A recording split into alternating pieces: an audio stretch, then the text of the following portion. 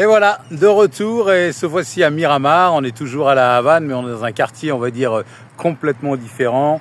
Je vous laisse voir derrière un petit peu ce superbe parc avec des banyan trees, des banyans, on dit en français, qui sont vraiment splendides. Et on va prendre le chemin pour aller vers la plage. Ici, c'est vraiment un quartier complètement différent. Au niveau des poubelles, ça va beaucoup mieux. L'entretien général est bien supérieur. La qualité des routes, il y a des arbres absolument de tous les côtés, sur le bord des routes. Il y en a partout. C'est d'un charme particulier, j'aime beaucoup. Ça me rappelle d'autres colonies françaises où on voit de larges et belles habitations avec de l'espace, des jardins, tout ça plutôt bien entretenu, même si on est quand même à la Havane. Là, les banyan trees sont vraiment extraordinaires. Il y en a juste derrière moi, vous allez voir un petit peu. Je sais pas si vous pouvez vraiment apercevoir la taille de ce tronc. Et il y en a un nombre comme ça, mais assez colossal, là, dans le fond, là, tout ça.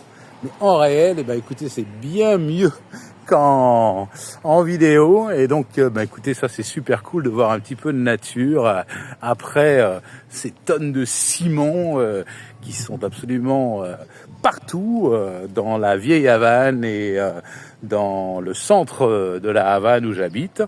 Il y a aussi un autre quartier qui s'appelle Vedado, qui se trouve justement entre le centre de la Havane et Miramar, là où je suis, qui aussi est assez sympathique, enfin pas aussi huppé que celui-ci, mais qui a l'air intéressant et qui mérite sans doute le détour si vous en avez le temps. En tout cas, c'est une partie de la Havane qui, pour moi, me semble beaucoup plus intéressante que les pièges à touristes que l'on peut trouver dans la Havane Vieja, parce que là, franchement, j'en ai plein le cul de la Havane Vieja. Je n'ai plus envie d'y retourner. J'ai compris ce que c'était et franchement, ça n'en vaut pas la peine.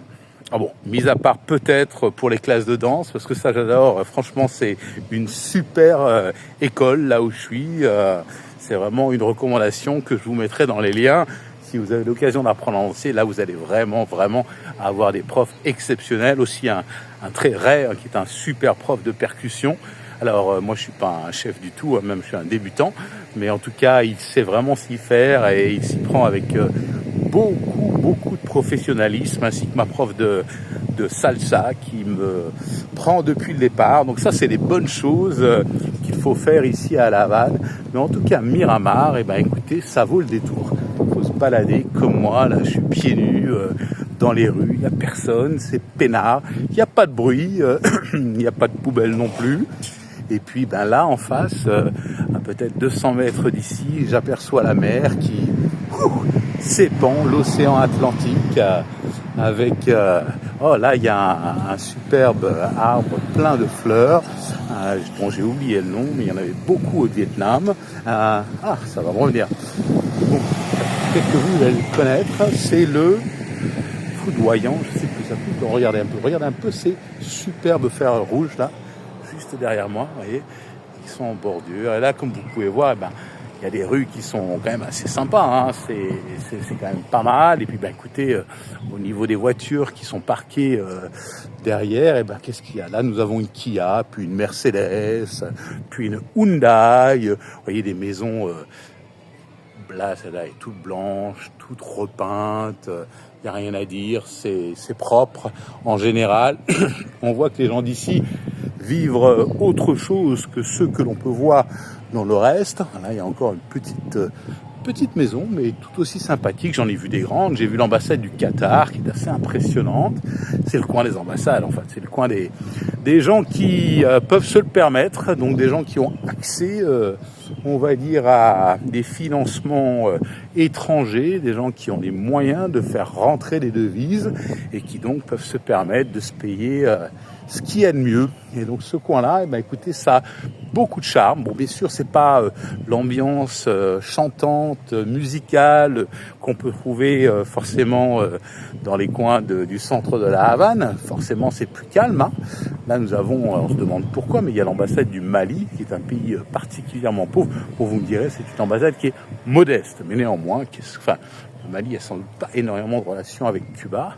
On peut se demander pourquoi ils dépensent autant d'argent, mais bon, ça ne me concerne pas, c'est leur vie, c'est leur choix. Ah ben non, le jardin de la maison est beaucoup plus grand, la devanture avait l'air moins bonne, mais là on voit que c'est une belle ambassade avec un grand jardin, donc ça doit coûter quand même un certain montant.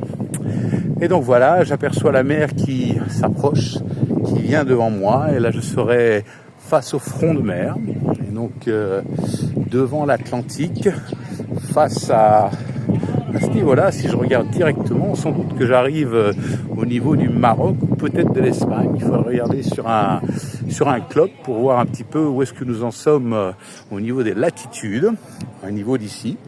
Mais en tout cas, là, à quelques milliers de kilomètres devant moi, je me rapprocherai de l'Europe et je serai là-bas. Là, on peut voir sur la gauche une vieille maison qui est en train d'être complètement retapée.